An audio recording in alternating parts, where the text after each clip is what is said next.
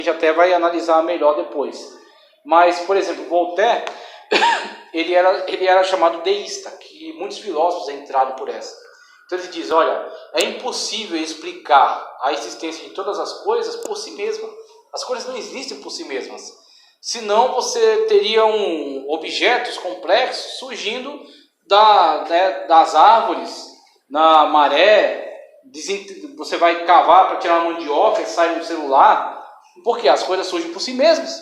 Agora, exatamente. Então, algo sistematicamente organizado. Sempre foi um questionamento nas brilhantes mentes. As coisas não surgem por si mesmas. As coisas não se organizam por si mesmas. Tá? Então, as coisas entregues a si mesmas tendem a um caos e a destruição, a desordem, a desagregação. Ok? Então, eles concebiam a existência de Deus. Voltaire está no meio deles. Só que eles dizem, olha, Deus existe, mas não se importa com a gente.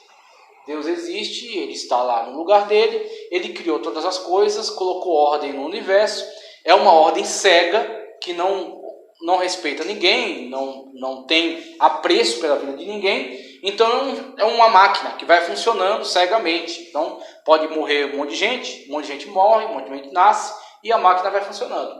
E Deus existe e pôs essa máquina para funcionar, e deixou ela aí. Então, Deus existe, mas não adianta nem tentar falar com Ele, que Ele não se importa. Então, eles tinham esse conflito, né? Então, o cara, ele tem grandes sacadas, ele tem uma mente brilhante, e através dessa mente, ele não consegue mentir para si mesmo. Ele diz, existe Deus, só que ele não consegue se relacionar com Deus. Essa é a questão. É onde entra o ateísmo. Para ele poder ser praticado, você tem que ignorar muitas coisas. Você tem que ignorar muitos sinais de Deus na natureza, sinais de Deus no homem, testemunhos acerca de sobrenatural, testemunhos acerca de coisas inexplicáveis que acontecem à nossa volta. Então, o cara vive numa negação, né? Tanto que o próprio termo dele é negativo, né? Ateísmo. Politeísmo, basicamente, a crença em diversos deuses, é a crença que está difundida pelo mundo, tá certo? E, inclusive, em algumas vezes, ela é ligada, no caso da Grécia, muito à mitologia, né? Então, a mitologia dos deuses. Então, existe aí, por exemplo, Deus ligado ao tempo, Cronos, né? Aí tem Zeus, que é filho de Cronos, e se liberta dele e passa a governar aí a humanidade. Então, ele está no alto do Olimpo. Aí tem os outros deuses, tal, que estão submetidos a ele. Mas eles têm diversas interações entre si e com a humanidade. Então tem um politeísmo, né, muito mítico. Tem politeísmos ligados a questões naturais. Então, por exemplo, no Egito, você tinha um politeísmo extraordinariamente gigantesco, tá certo? Um panteão de deuses enorme, que era ligado a muitos elementos da natureza também. Então tinha um deus crocodilo, deus cachorro, deus gato, Deus do Sol. Aí você tem outras categorias de deuses, deuses maiores, deuses menores, o deus Ra, Sete e outros deuses aí, que inclusive a mitologia de criação do Egito também com esses deuses superiores, que também é semelhante à mitologia da Babilônia, da Suméria, que depois vai ser herdada pela Babilônia, com deuses, né, ancestrais, e depois outros deuses que surgem. Então você tem um politeísmo ligado muitas das vezes a eventos da natureza, o Deus Sol, né? O Deus Lua, o Deus da Terra, e aí você tem uma adoração específica a esse Deus. Você tem um culto específico àquele Deus, para proporcionar a fertilidade da Terra. Um Deus Nilo, então o próprio rio é deificado, para você adorar esse rio para que ele te dê abastança, fartura de peixes, fartura de mantimento. Então você tem diversos meios pelos quais o homem está tentando controlar a natureza. O homem está tentando controlar os efeitos, né, naturais, por meio desses cultos e desses deuses. Aplacar a ira dos deuses. Então é uma manifestação quase que inata, né, da humanidade. Você vai buscar fazer um estudo antropológico amplo, você vai encontrar diversas versões dos cultos, quase os mesmos cultos, com algumas modificações, mas nas mesmas versões. Mito criador, o índio diz, o homem veio do milho. Aí o outro diz, o homem veio, né, da relação desse Deus com aquele. Aí o outro, não, o homem veio porque esse Deus se libertou daquele e criou o homem. E aí, mas todos eles têm um mito criador, um mito de dilúvio. Isso é bem interessante, porque é uma marca, tá certo, da historicidade do dilúvio. Quase toda a sociedade do mundo tem um mito de dilúvio. Em lugares que você fala, aqui, um dilúvio aqui, mas tem um mito falando que tanto tempo atrás teve dilúvio. É você falar, extraordinário isso, é um testemunho dos povos acerca de um evento histórico que está registrado na Bíblia, né? O mito do dilúvio da Assíria, se eu não me engano, tem lá, né, nos textos cuneiformes, uma mitologia de dilúvio que é muito semelhante à bíblica e é muito anterior à época que Moisés escreveu o texto bíblico. E está lá, né, bonitinho gravado lá, uma mitologia de dilúvio. O Noé deles chamava-se Utnapiste. E aí tem, então, esse testemunho dos povos acerca da busca de Deus, né? Monoteísmo, a crença, né, um só Deus. E aí você tem algumas variantes de monoteísmo. Então você tem o monoteísmo bíblico, no qual existe um só Deus, e ele é um Deus espiritual, não tem imagem de escultura. Mas você tem algumas variantes com alguns outros credos, que até professam a ideia de um só Deus, tá certo? Mas sofrem algumas alterações. Eu acho que o zoroastrismo, ele crê também que existe um só Deus, mas existem alguns espíritos inferiores que como que disputam com esse Deus, e eles são um tanto dualistas. Diz que existe um Deus que é superior, mas existe um espírito que disputa com esse Deus o poder. Aí você tem o mundo das trevas e o mundo da luz quase que equilibrados, e numa disputa intensa. E aí de lá, essa tradição surge depois para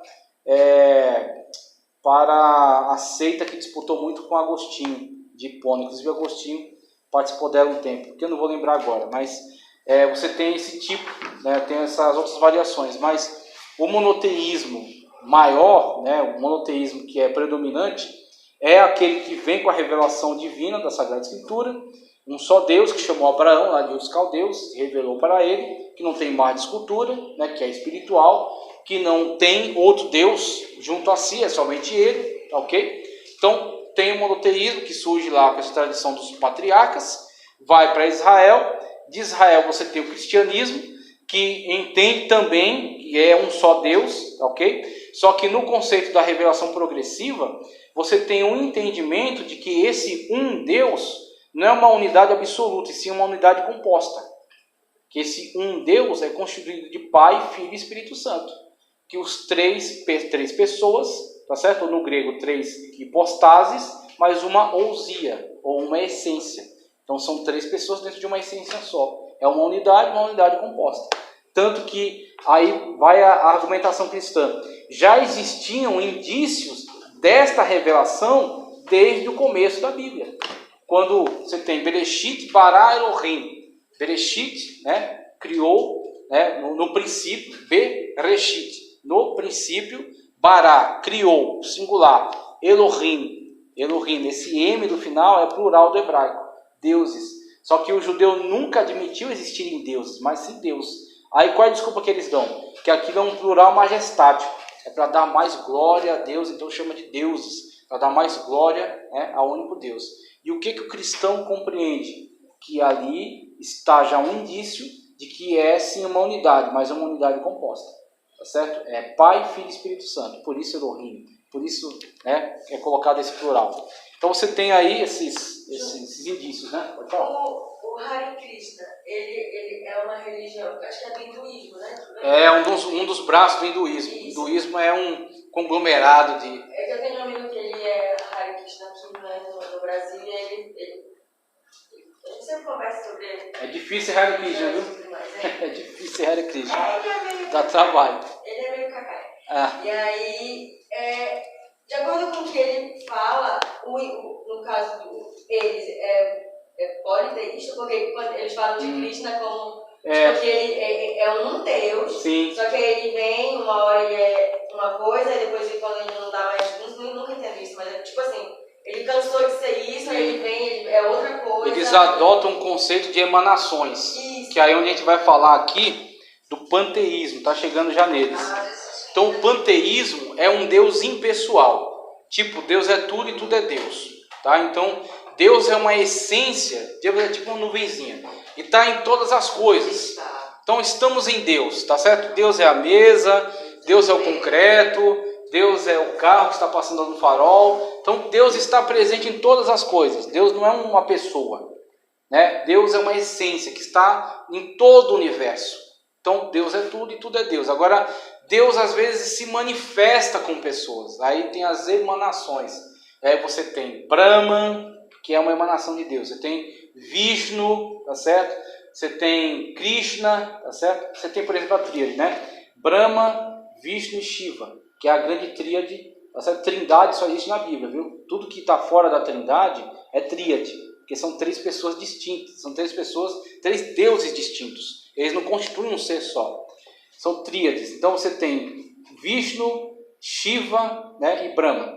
Brahma é a manifestação desse Deus impessoal, Brahman, como criador. Então quando ele está criando, ele é Brahma. Tá? Quando ele está destruindo o que ele criou, ele é Vishnu, ele é Shiva, o destruidor. Né, que tem um monte de braço e tal. Então, quando ele está no processo criativo, ele é Brahma. Quando ele está destruindo o que criou, ele é Shiva. Quando ele está preservando o que criou, ele é Vishnu, que é o bonzinho. Que aí, não, deixa tudo como está, vamos mantendo. E aí, o Krishna, que é um tipo de um messianismo também dentro do hinduísmo.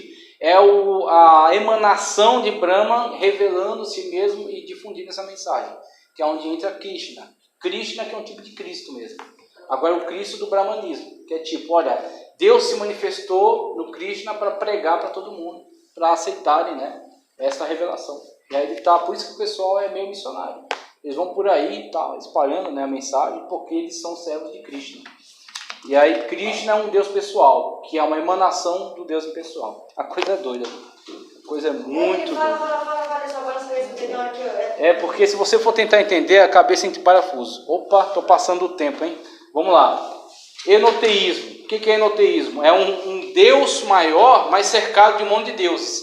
Então, inclusive, surgiu na alta crítica textual, que é essa galera da escola da teologia que esfriou o mundo, teologia liberal, surgiu um conceito um tempo atrás de que a religião de Israel, no início, antes do cativeiro, ela era enoteísta, na verdade, ela não era monoteísta. Porque eles citam alguns textos onde é falado que te adorarei entre os deuses. Então ele diz, está vendo aí? Ele acreditava que existiam os deuses, que existia Poseidon, né, e tal, os outros deuses.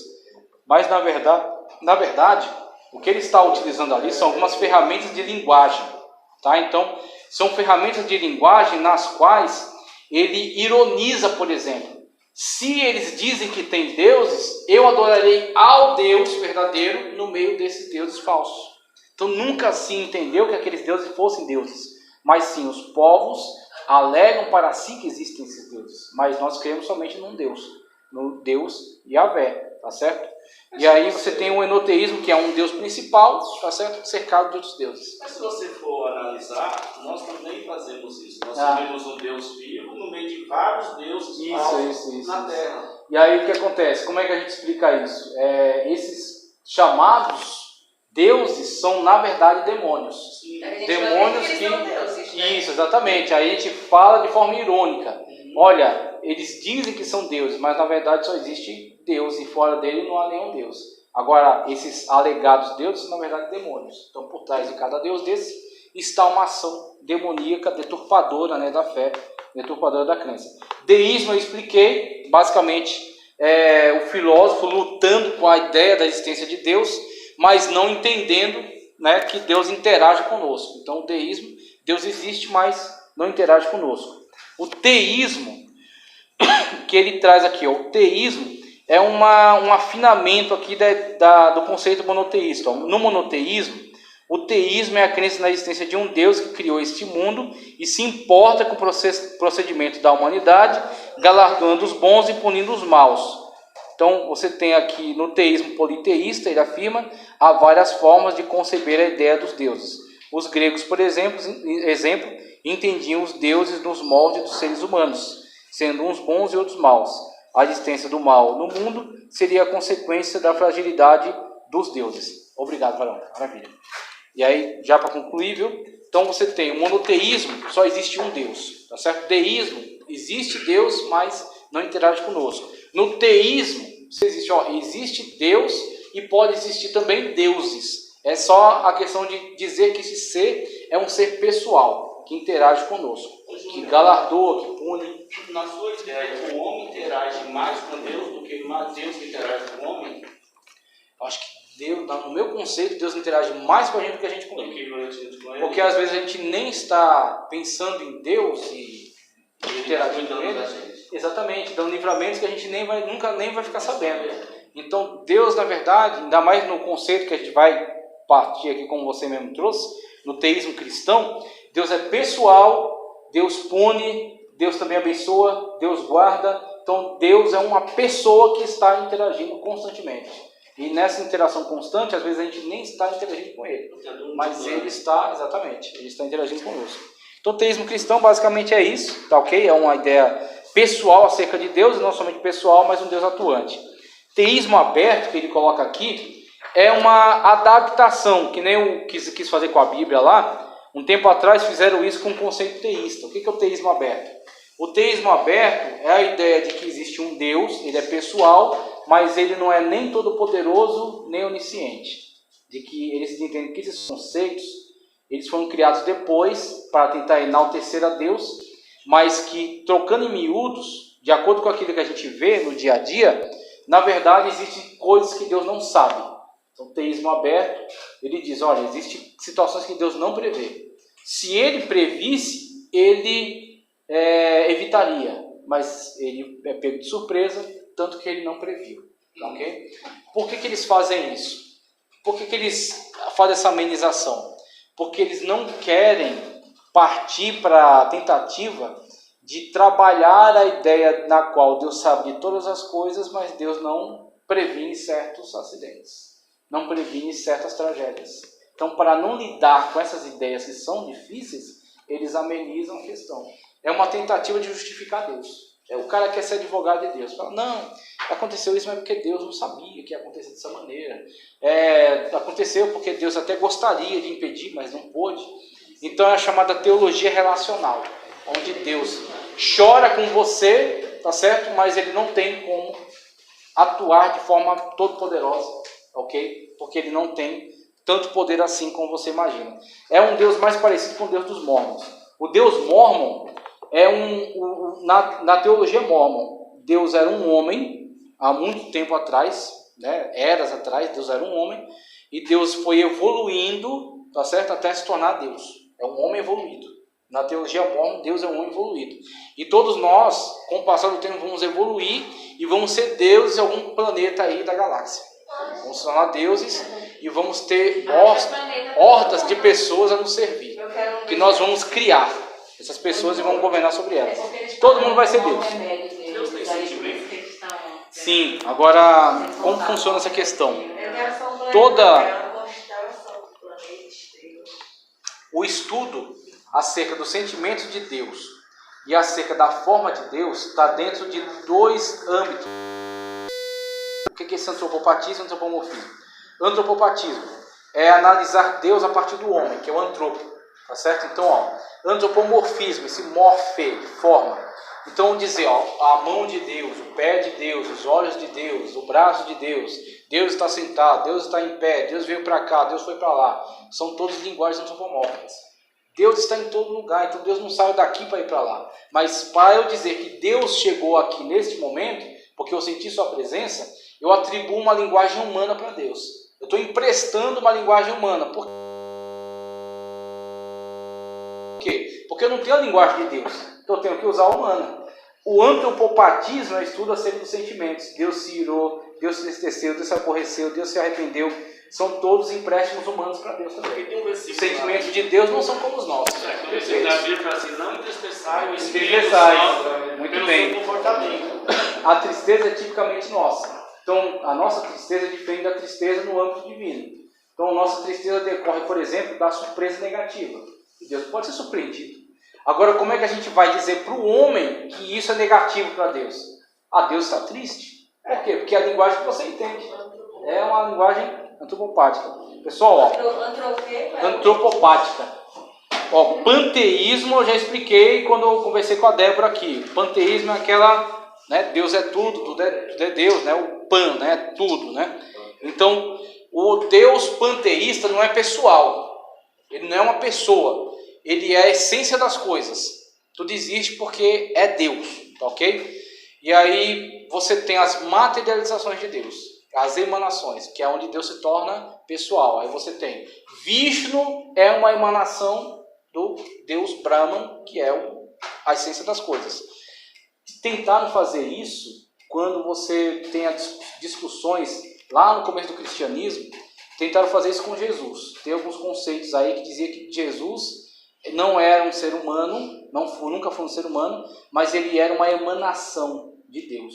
Jesus era como que uma representação visual de Deus, mas ele não era uma pessoa em si, tá ok? Então teve alguns conceitos aí que tentaram colocar isso para Jesus. Panenteísmo também chamado de kraussismo, foi criado para fazer uma síntese entre o panteísmo e o teísmo. Trata-se de uma teoria que afirma que todo o universo reside no interior da divindade. Uma tentativa de afinar a ideia panteísta, é o panenteísmo. Então o panteísmo é bem pessoal, diz Deus é a essência das coisas. O panenteísmo diz, olha, Deus é as coisas, tá? Então, ó, tem um universo de todas as coisas que existem, tá certo? Materiais, pronto, Deus é essas coisas. E aí, conforme elas vão sendo manipuladas para criar homens, baratas, carros, planetas, estrelas, pronto, Deus está criando. Porque Deus é o universo, Deus é a matéria, né? Deus é o átomo, vamos dizer assim, né? Que forma aqui uma coisa, forma outra, desintegra, integra outra, e por aí vai. É o panenteísmo. Triteísmo é a ideia de 3 deuses trabalhando em conjunto. Aí você tem os deuses egípcios, eu esqueci agora, minha memória é péssima, né? É Ra, Sete e o outro esqueci. Bom, tem triteísmo egípcio, tem triteísmo que eu falei, né, do hinduísmo, tá certo? Vishnu, Brahman e Shiva, tá ok? Você tem o triteísmo hinduísta, né? O hindu. Você tem vários triteísmos aí pelo mundo, né? Vários exemplos aí de triteísmo. São 3 deuses trabalhando em conjunto, tá ok? Mas eles não são só Deus, não tem uma só essência, tá? Eles não estão interligados, então eles são 3 deuses separados que trabalham um a favor do outro. Mas são 3 deuses, não são um Deus, isso é triteísmo. Então tem que sempre fazer essa distinção. Nós não cremos num triteísmo. Nós não servimos a 3 deuses, como os unicistas sempre nos acusam. Você vai ver muitas acusações disso. Nós adoramos a trindade, ou a triunidade, que foi um termo criado depois, que é mais específico ainda, tá? Então, para a próxima aula monarquianismo modalista, página 19, tá? Monarquianismo modalista, ou sabelianismo, que é onde entra a discussão de trindade. Já gravei, tem lá 5 vídeos sobre trindade. Então, o que eu vou fazer aqui? Eu vou passar, né, de forma básica para vocês. Então, a gente vai falar aqui de forma básica. Mas eu falo de forma detalhada nesses vídeos, que aí é para quem quiser se aventurar lá. Tem 5 vídeos sobre trindade. Ainda tem mais um para gravar, que eu pego muitos materiais bons para falar acerca disso. Que, inclusive, está até aqui, eu ilustrei os materiais. Cadê? Só vou... Ó, isso aqui foi o que a gente acabou de discutir. Aí entra sobre a diferença, né, de trindade, triteísmo e monofisismo. As 3 conceitos aí, né, um deles só é o correto. Sobre trindade, aí vai. Trindade. Aqui uma ideia legal sobre trindade, né, evidências bíblicas, textos, vai. Aí os conteúdos que eu trouxe desses livros, ó, tudo isso aqui está nos vídeos. Teologia pentecostal, puritana, Calvino, Tomás Aquino, Agostinho, tudo isso aqui está nos vídeos. Tá? Então vamos encerrar e na próxima a gente vai entrar nesse tema aí, trindade. Sim, foi bom você falar. Próxima é reunião de obreiro, né? Reunião de obreiro. Então na próxima segunda é reunião de obreiro e na outra a aula.